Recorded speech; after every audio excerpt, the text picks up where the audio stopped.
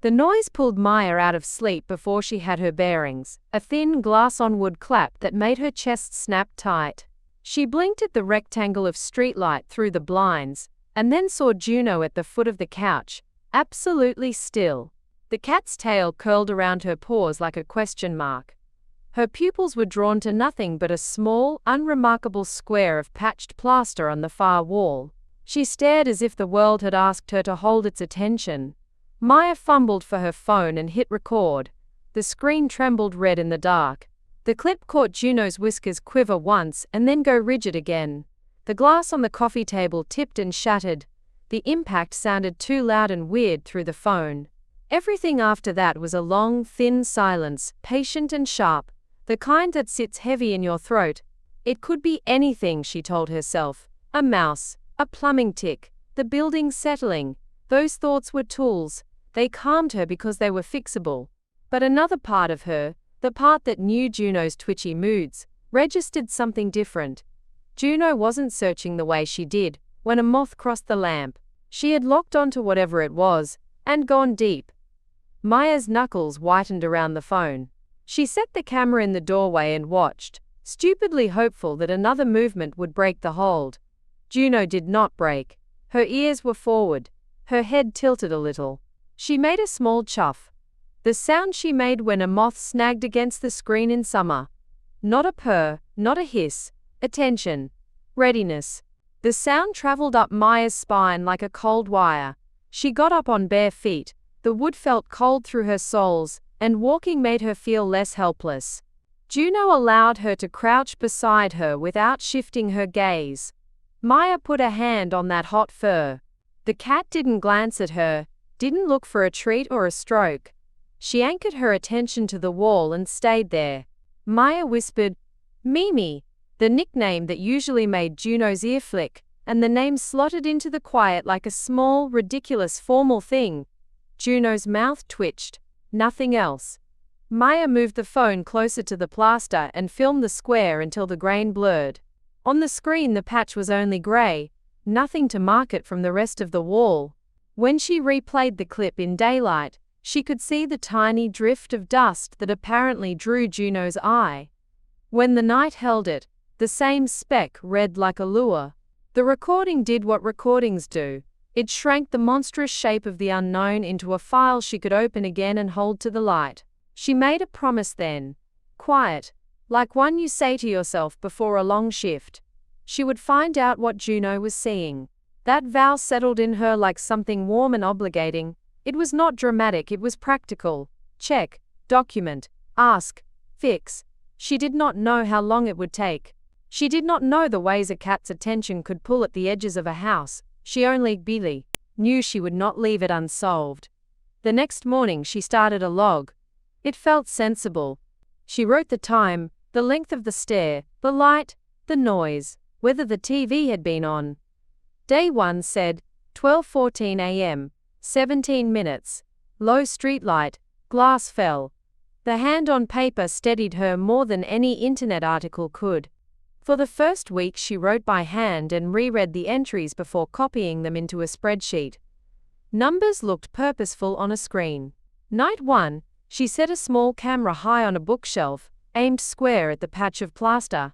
She taped a contact microphone to the wall using blue painter's tape until the patch looked like it had a small bandage.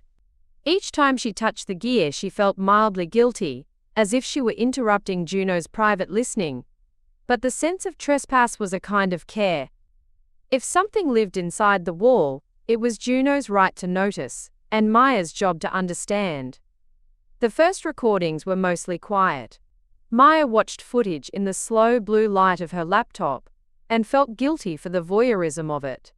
Juno on camera was a taut line of attention, ears pricked, body held like a string pulled tight, eyes dark and patient.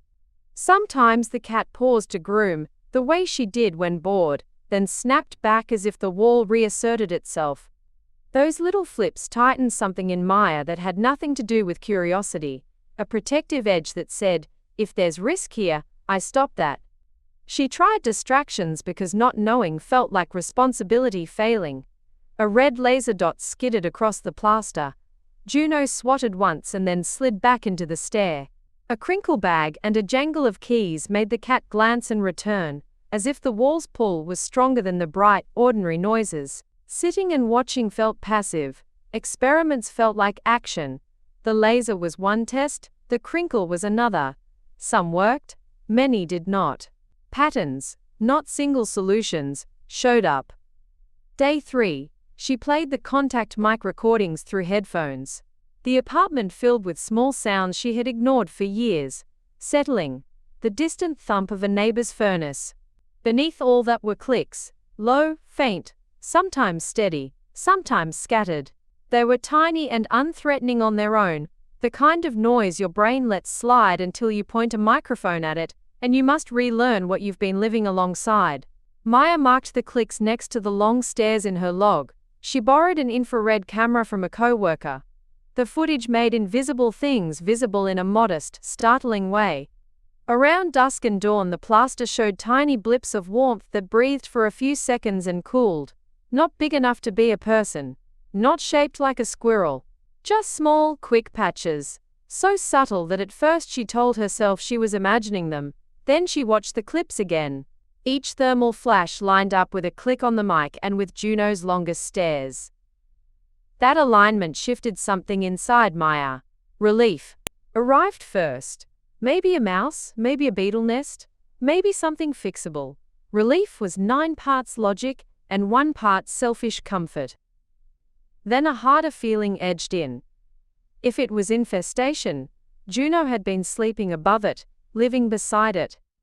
The thought of parasites, of droppings and bacteria, of chronic stress that could make her cat drop weight or hide, made her throat tighten. That tightness was fuel. It propelled her from curiosity to action. She read what she could that night and in the days after. Articles on crepuscular animals explained why cats are most active at dusk and dawn. Old rhythms that don't match human schedules. An entry about flicker fusion rates described how different eyes sample motion. What looks smooth to a person is a strobe of movement to a predator. These facts didn't solve the problem, but they framed it. Maya liked frames. They made the strange feel like something shoppable. Test, measure, fix. She called Dr. Ruiz because she needed someone who would talk about Juno like an individual, not a curiosity. He listened without snorting at her log. He suggested watching timing closely, the hour before dawn and the hour after sunset, and to monitor the duration of the stares. He approved of the contact mic and the IR camera. When she mentioned the thermal blips and the clicks, he didn't open the door to ghosts. He said simply, "Animals lock attention on cues. They layer them up. Sound, heat, motion. Your cat is doing what cats do." His voice smoothed one corner of her panic. By the end of week 1, the pattern read plainly on her laptop. Dusk and dawn held most of the entries. The mic measured recurring low-frequency clicks at those hours. The IR camera blinked small heat pulses. Juno's long fixation sat across the same timeline. Evidence calmed her enough to make a plan. Proof was not the same as solution, but it let her call friends and put people in motion. Ben, her roommate, practical and a little bemused by her new hobby, held a stethoscope against the plaster and looked at her as if she might laugh too if she asked him to listen harder. He didn't laugh when the faint clicking registered. "Yeah," he said, eyebrows up, "that's real." Hearing him say it turned the abstract into something with edges. Maya felt the word real like a small brick underfoot. She called Sam next. Sam was a friend who liked small fieldwork. He took notes like he was solving a crossword. He promised to swing by with Lila, the pest tech who came across as efficient in both voice and manner. Sam arrived carrying a small inspection camera and a generosity that made Maya less ashamed of having asked. Lila came with a toolbox and a steady hands-on competence. They moved without theater, peel trim, clear dust, peer into the gap. Maya stayed too close and too far. If she was part of the action, she could bear down the edges of worry. Under the removed trim, the wall told them the truth. Hairline tunnels, tiny black droppings, a dry, papery pocket pressed into a cavity. Lila knocked the plaster and then tapped a pipe to show where the building's heating ran. Insects and small rodents can make that noise, she said. Beetles bite wood, mice shift nesting material. All of it can make the structure vibrate. Cats feel vibration in their whiskers and paws. If the timing cycles with the pipes, you get a rhythm the cat locks onto. Sam eased his inspection camera into the tunnel. On the monitor, the space unspooled. Shallow pathways in the lath, small beetles scattering, and beyond them a compacted nest of fur and paper. It looked nothing like doom. It looked domestic and ordinary, and suddenly obscene in how intimate it was with their living space. Maya sat back from the opening and felt a wave of nausea dissolve into a clear, heavy anger. How had she not known? Lila poked and said calmly, "Active nest." The droppings tracked where rodents had moved. The audio waveform from the contact mic matched the small movements. For the first time, the small noises in her recordings had faces and bodies. They were not ghosts. They were living things that did not belong in an apartment. They were fixable. Dr. Ruiz came over with a compact kit, and a manner that suggested he'd borne other people's small panics before. He sat on the floor and let Juno sniff his shoe. Juno tolerated it but kept the stare. "Orienting response," he said simply. "They lock in to decide, prey, threat, or nothing. For a predator, fixation is how they pick it apart. That's all this is." He explained in plain terms what the camera and mic had already shown. Each sentence settled a tautness in Maya's chest like another brick, not supernatural, not mystical, altogether animal and explainable. They agreed on next steps. Lila would remove the nest and set targeted treatments. Sam would help identify other possible points of entry. Ben offered to supervise the repairs. Maya felt the pulse of action as relief. She printed a copy of the log and tucked it into a drawer with the camera and the taped contact mic. The drawer felt like a tool chest for care. When Lila and Sam cleared the nesting material, the reality was smaller and more humiliating than she'd feared, and more exact in its consequences. The nest was a wreath of fur and shredded paper tucked into a cavity. The beetles were tiny and ordinary. Droppings were simple and gross. Lila swept them into a bag with professional speed. Sam played back the contact mic on his phone and the waveform matched the live clicks. "It's mechanical and biological," he said. "Not one thing, a chorus." Maya felt something break and reform at once. Relief, yes. Gratitude, yes. Guilt, sharp and immediate, for not having seen sooner. She wanted to have fixed it herself. She wanted to undo the nights Juno had spent above the cavity. But the fix was happening around her, and she let it. She watched Lila seal gaps, and Sam wrap pipe joints with foam insulation. Ben supervised like a contractor of his own life, making lists, and checking each item with a quiet, practical intensity that steadied Maya's scatter. Dr. Ruiz asked to try something small. He clipped Maya's contact mic to a strip of removed plaster and cued the recording of the low clicks through a tiny speaker. The sound played in the room, thin and domestic. Juno's posture changed immediately, pupils constricted, whiskers pushed forward, shoulders tucked into a hunter's crouch. The cat inched forward until her nose was close to the plaster. She breathed slow and deliberate. Maya's throat tightened. Seeing the mechanism at work, the way plain sound made the animal become all predatory focus, was both fix and accusation. "It explains the staring," Dr. Ruiz said. "When the sensory cues line up, a vibration, a tiny heat blip, a smudge of scent, the brain chooses. It shuts down other stimuli to prioritize this one. Fix the cues, you break the fixation. But the memory stays. Cats are cautious learners." They removed the nest. Lila treated the cavity and set traps where needed. Sam replaced the strip of trim after sealing gaps. Ben checked the spot with the stethoscope again, and the house went back to its ordinary hum. Maya slept that night with a steadier heart. Juno did too, sprawled and belly up like a small, squishy clam on the couch. But the stares did not vanish entirely. They migrated. Weeks later, Juno might plant herself by the kitchen doorway and lock on a different patch of wall. Maybe it was the seam where a pipe ran. Maybe the corner behind the bookshelf where the light made a sliver in the wood. Whatever the cause, Maya began to understand the stare as a symptom of layered cues. The nest had been one voice in an orchestra. Pipes, beetles, heat cycles, a stray scent, they all played percussion on the same skin. That realization turned her detective work into simulation. She kept 2 experiments precise and treated the rest as a montage of small tests. The contact mic and speaker to reproduce the low clicks. A light and dust rig to mimic tiny motes and shadow flicker. She summarized the others. Changes of humidity, building creaks, and the odd draft in her log, and kept a checklist in the kitchen drawer. The speaker experiment was blunt and honest. She hid a small device behind baseboard where the nest had been and played the recording. Juno walked over without hesitation and sat down, absolutely still, as if the sound had stitched her attention in place.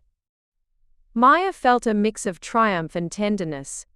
The proof felt like a kind of mercy. This was fixable because it was physical, then a small ache because it meant Juno's brain could be caught up so thoroughly in small things. The light and mote rig was quieter, low-tech and domestic. Maya clipped a tiny LED to a fan, so the blade's movement made a millimeter of flicker at the edge of a bookshelf.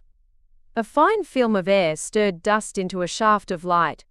Juno pinned herself to the spot, and watched with the same ravenous attention she had for a flitting moth. Maya sat in the doorway and let herself feel a sharp, focused admiration. Her cat was all animal, and also hers. She called Dr. Ruiz, and read him the experiments like a scientist reading notes. He answered practically. Cats are tuned to notice contrast, small motions, micro vibrations. They combine cued bits into a pattern worth examining. The technique was the same as any other. Isolate variables, reproduce them, and see what holds. He told her to keep sessions short and predictable to avoid stressing Juno. She obeyed, but she kept the sessions regular in the way of someone repeating a ritual to stave off a larger dread. Sam and Lila came over sometimes to help, their faces wearing a kind of professional curiosity that made them both less and more a part of her life. Ben kept the house running. He scheduled the insulation, collected the receipts, and made sure the traps were out of reach of the cat. The 4 of them, Maya, Ben, Sam, Lila, formed a small practical team. They were not a dramatic ensemble. They were friends and tradespeople filling a problem with steps. Each person had a role. Ben the maker, Sam the recorder, Lila the remover of unwelcome things, Maya the observer and keeper. Months passed in small arcs marked in Maya's log. Dusk and dawn persisted as prime hours. The clicks appeared less frequently, but still cropped up before sunrise some nights. The infrared blips diminished. Once the main cavity was sealed and treated, the apartment's background hum changed. But Juno's attention was a living thing. It would find edges and remnants. She would look, and Maya would watch. The promise she had made the night the glass fell tightened into a habit. Maya would go. She learned to translate the stares into acts of care. If Juno locked onto a patch, Maya would stand behind her and feel the vibration through the wall with the heel of her hand. If the stare repeated across several days, she would set the speaker for a short playback, and then turn it off and watch. If a sight resisted, she would call Lila or Sam and make an appointment. She kept the contact mic and the small LED rig in the drawer, and labeled the file names in the laptop so she could find the right clip in a moment. Each experiment taught her not only about the house, but about Juno. The cat's attention had edges. Scent would pull her forward. The thinnest flicker of heat would make her tilt her head. Micro vibrations would bring the whole body into stillness. Maya watched with a kind of reverence that sometimes bordered on worship. The animal was a map of senses she could only guess at, and she was teaching herself how to read it. She also learned to hold her expectations. Dr. Ruiz had warned her that cats learn fast and forget slow. Even after the repairs, Juno would sometimes return to old habits. The brain stores patterns like a playlist. It will skip to a favored track if the cues resemble it. That was the part that stung. Fixing the wall did not erase all the times Juno had listened and lived beside the sound. It merely reduced the chorus. There were nights when fear revisited her in a small, human way. She would hear the tiniest creak and stand and find Juno already fixed on a new corner. Those moments were sharper at first. A reminder that safety is ongoing work, not a one-off achievement. Then the prick of alarm softened into routine vigilance. She built the care into her days. That was success in its own steady, unromantic way. One evening, months after the nest had been removed, Maya was reading on the couch. The lamplight warmed one corner. Juno was across the room and then not. The cat padded into the hallway, stopped, and planted herself like an anchor. Maya looked up and, without thinking, stood. Standing was what she did now. She crossed the room because not going felt like abdicating a duty she had taken on with intention. In the hall, Juno was long and still. Her pupils were wide and dark, her tail held low and quivery. Maya knelt and offered her hand without touching. Juno leaned into the hollow of Maya's fingers and made a small, low sound. A concerned little chuff that always read to Maya like an invitation. The cat's forehead bumped Maya's palm. It was their private punctuation, their intimacy. "Mimi," Maya said softly. The name folded into the quiet like a promise. She followed the stare to the far wall. There was nothing she could point to. No draft, no pipe whine she could hear. She had learned to trust the traces that her body could not. A warmth on the plaster, a micro-vibration under the floor, the faintest scent in the air. The experiments had taught her the rules. The months had taught her the patient work of listening. Maya did not expect an answer. She expected to be present. She expected to be the person who would stay with the cat when attention found a corner of the apartment and asked for company. That was the shape the promise had taken. Not a clean finish, but a practice. She would seal where she could. She would test and call in help where needed. She would keep the log and the speaker and the LED. And when the stare came, she would come too. At the threshold, a thin, low sound slid down the hall, like someone clearing their throat. Juno's ears went up. Maya's did too, trained now by months of listening. She felt the old hunger, the one that had started the night the glass fell, but it had changed. It was not panic but a bright, wanting curiosity, and the steady willingness to act. She stood and followed because that was who she was now. Juno led, and Maya followed, not to solve everything but to make sure her cat never had to watch the wall alone.